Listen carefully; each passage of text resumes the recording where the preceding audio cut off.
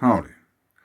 Obviously, we have to talk once again about mountain water because I just some time ago found something very interesting.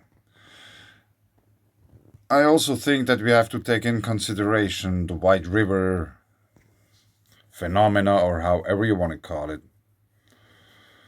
I don't know, I haven't read anything about white rivers anywhere until now. So if there's any article or something you stumbled across about white rivers, tell me. There are a few examples here: Udine, Italy; Parma, Italy; Walgau in Germany; Moor in France; Nalchik, Russia; and Mount St. Helens in the USA, which is a volcano, as everybody knows. It has the world's fastest glacier growing within its caldera, and wide rivers attached to it. So, in other words, my outrageous idea or theory or thought play or whatever you want to call it about glaciers actually being lava streams made of water, which means the mountain which is carrying the glacier is an actual volcano. Of course, we only get glacier when it's cold enough. In other words, other places where we have mountains where there's water pouring out, there could be a glacier, if it would be just cold enough. Otherwise, we would just have basically lakes on top of mountains, because it's not freezing. You probably get the idea. You need cold air in order to get a glacier, and water, of course. So I found something very interesting, but let's go quickly still to Wikipedia once again. And that's the German version of Wikipedia. Kryptovolkanismus, vulkanische Aktivität unterhalb der Erdoberfläche. You get different content if you use different languages. Translate into English. Cryptovolcanism. At the Cryptodome, also known as Source Dome. Let's just quickly untranslate this. Because Source Dome, for those who speak German, this might be a very interesting word if you see it. Quellkuppe. In other words, there's a well on top of a mountain where there's water coming out.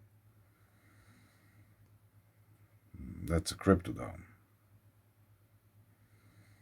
So we have to assume that, or I think, that water is much more than just a disturbance in volcanism. There are many, many volcanoes which erupt with water. Because why not? It's so abundant. There are many, many hills in Germany, in all over the world. Switzerland, every hill where is water pouring out. China. Several new cryptodomes have emerged at Mount Usu, a volcano on the Japanese island of Hokkaido, in recent centuries. Let me still show just another thing before we go to my finding. Tufa is a variety of limestone formed when carbonate minerals precipitate out of water and in unheated rivers or lakes. Geothermally heated hot springs sometimes produce similar but less porous carbonate deposits, which are known as travertine. Tufa is sometimes referred to as meteogene travertine. It should not be confused with hot spring thermogene travertine. Tufa, which is calcareous, should also not be confused with tuff, a porous volcanic rock with a similar etymology that is sometimes also called tufa. Let's just watch quickly a few pictures. You can read the rest. It's already late. Here is one picture. Mono Lake, California. Barrage tufa at CWM Nash.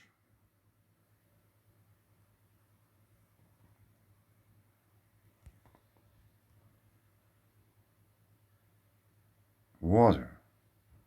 And obviously professional there. There's a hammer. And that's very interesting. Rubaxa tufa pluck after drying out of the river in Ethiopia. Check it out.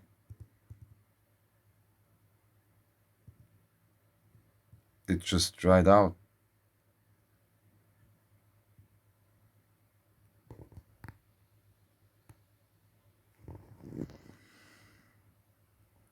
It experienced fluctuation.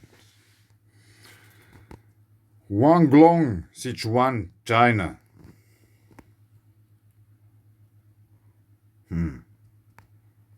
Now that's a landscape. What I found is not that amazing, but now let's go to check it out. So we go somewhere to Germany. I think it's not too far from this one unconfirmed quake. I won't show it now because I don't want to make a too long video about that. Schopflocher Moor Torfgrube. This sounded very interesting. Because Schopf, I don't know really what Schopf, like it could be hair, like the top of a head. But Loch refers to a hole, and Moor refers to peat. And the last word, Torfgrube, is like peat, mound or something. No, not mound. What's the opposite of a mound? Anyway, a hole. That's the hole. And there is water on top of a mountain. And once again, it might sound very crazy to talk about volcanism in such a context. There's just water and peat. What's the thing about that? Very beautiful. It would be cool to get around there once. But there was this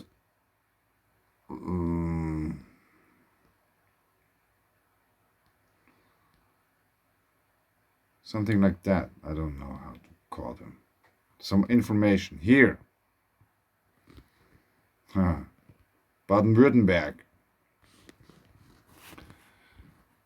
Don't stamp on plants, don't eat them, don't catch insects, don't catch dogs, don't catch fire, and don't ride your bike. But das Schopflocher Moor liegt auf einem etwa 17 Millionen Jahre alten Vulkanschlot.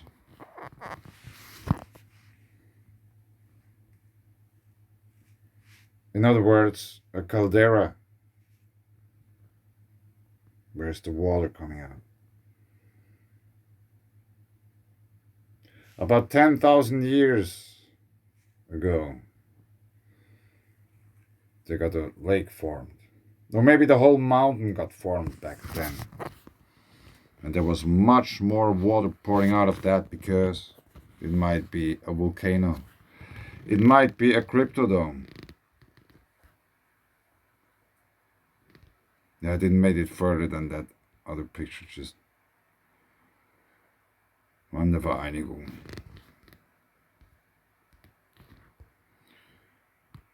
Yes, I found this very interesting because it's mentioning a volcanic feature.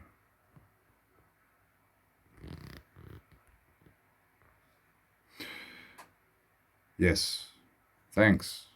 Yeah, and it's limestone. Let me point this, let's go back to that. That's a very crucial point, actually.